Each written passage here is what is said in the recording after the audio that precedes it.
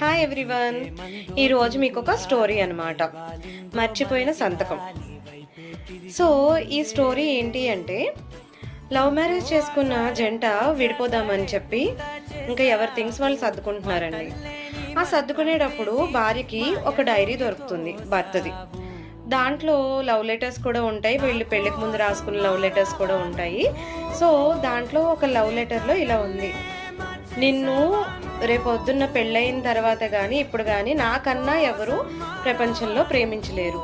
మనం విడిపోయే స్టేజ్కి వస్తే గనక రేపొద్దున్న ఈ పేజీ చదువు అని ఉంటుందన్నమాట. ఈలోపు ఆమె ఆ డైరీ తీసుకుని వెళ్ళి భర్త దగ్గర పెడుతుందన్నమాట. అతను విడాకుల పేపర్ల మీద సైన్ చేయడానికి రెడీగా ఉంటాడు. అది చూపించగానే అతని కళ్ళల్లో నీళ్లు తిరుగుతాయి అన్నమాట.